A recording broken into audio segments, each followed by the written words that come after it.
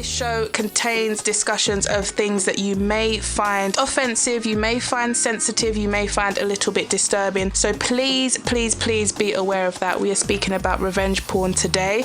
Revenge porn is ultimately, it's sharing sexual images or videos of someone without their consent and with the intent or the purpose of causing that person distress or embarrassment.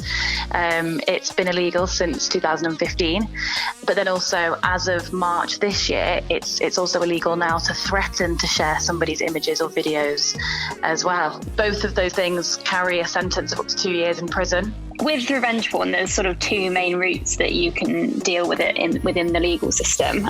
So the bit that people generally hear about is obviously the police side. So you've got your criminal offences, you've got jail time, you've got a lot of legislation that's coming out. But the bit that we deal with, which tends to not be talked about quite so much, is the civil remedies. The first time that it happened was a little bit of a different circumstance. I was, at a party in college, and a photo was taken of me. I was not conscious, and an intimate photo was taken of me and sent around to the entire listserv of this fraternity in college. The first time I experienced revenge porn or image abuse, I was 15 going on 16. Well, I was probably 14 when I met him, and we started what I thought at the time was a relationship.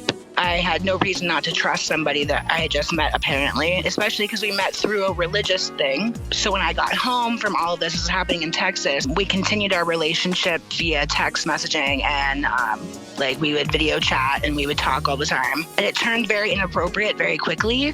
First time around, I didn't address it. I pretended it didn't happen. I never talked about it. And then the second time it happened, I was like, oh, well, I'm not going to do that again. I need to talk about it. I found out that photos that I'd only sent to my ex-boyfriend had somehow been distributed widely enough that my former teacher from high school had gotten access to them and was posting them on websites dedicated to sharing non-consensual images. We broke up and I was feeling very guilty about everything. And I knew that he was involved in this organization. So I called them as a child and I was like, hey, this super inappropriate relationship was happening. I didn't realize it was inappropriate. What can we do? And it got him kicked out of the program. Nothing legal happened. They handled it in-house and they removed him from the program, which caused him to retaliate by sharing nude images that I had sent him while we were together. Which were of me when I was a child. About a week later, I called the police because I didn't know what else to do in that situation. And their response to me finally at the end of being bounced around was that if I wanted to press charges against him, they would press charges against me for distributing child pornography. Back in 2019, 8% of the people we spoke to had been victims of revenge porn. And then we did the survey again this year and it had gone up to 15% of people we spoke to. So it's doubled just in the last 2 years. 78% of victims were women, but it does happen to all genders and, people of all ages, backgrounds, an awful lot of different people, really.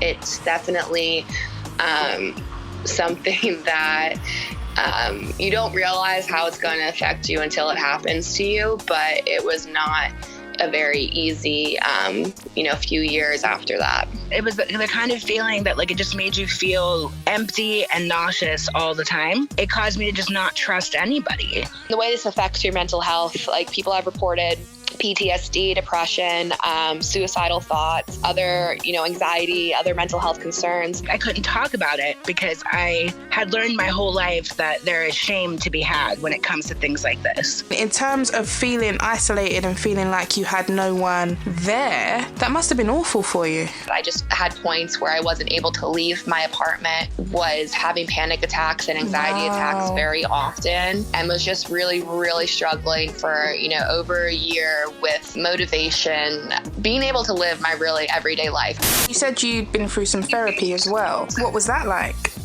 It was life-changing. I mean, therapy for me was something that was so important. I found a therapist that actually listened to me and a therapist who didn't shame me for what had happened. So therapy was very helpful once I found the right person.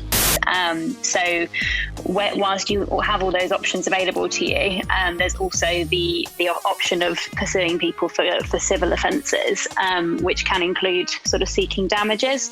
So damages are like compensation for the wrong that you've suffered. So sometimes that can be something that's quite important to people for sort of getting some compensation for that anxiety that they've been put through. There's a couple of different types of civil claims that revenge porn tends to fall under. So you have a civil offence of harassment, so that is similar to the criminal one, but it's a slightly lower threshold in terms of proving it. You also have misuse of private information and breach of confidence. So there's a couple of different sort of, they sound serious. They do, yeah. Obviously that you don't want to be in the receiving end of a letter that sets out all those potential offences that you might have committed alongside the criminal ones. And in terms of what you can get for them, the things that we would normally be seeking is damages, but also potentially an injunction. Slater and Gordon did a survey, and a lot of people they spoke to, they found some people did think it was funny, or it was just a laugh, or they perhaps of the victims they knew it happened to, the person was doing it to maybe scare them or blackmail them maybe in staying in a relationship, or just to sort of embarrass them after they've been rejected, if there's been a breakup. There's so many. And what kind of cases have you worked on? It's quite varied. I mean, I've had one fairly recently where it happened to a male client, and it was their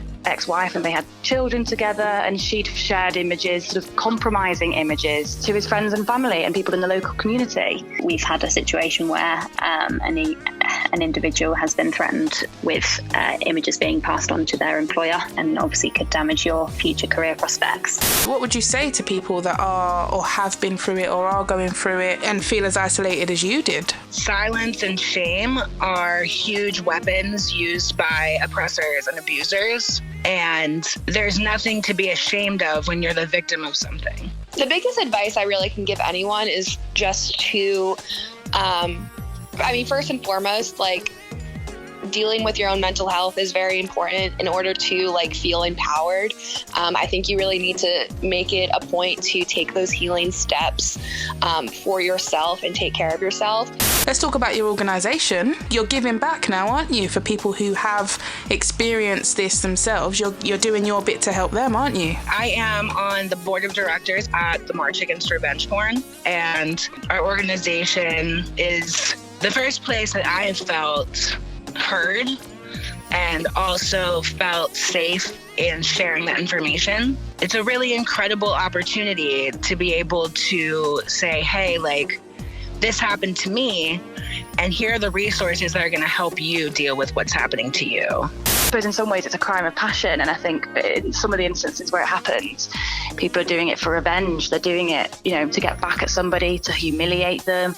But it's that element of it. It's just, trying to hurt someone, trying to cause them distress, trying to embarrass them that makes it a crime. In our experience, as soon as people realise that actually it could be jail time, it could be you having to shell out quite a bit of compensation, it is alarming for perpetrators, and that's exactly what we want. We want them to know that these things aren't acceptable.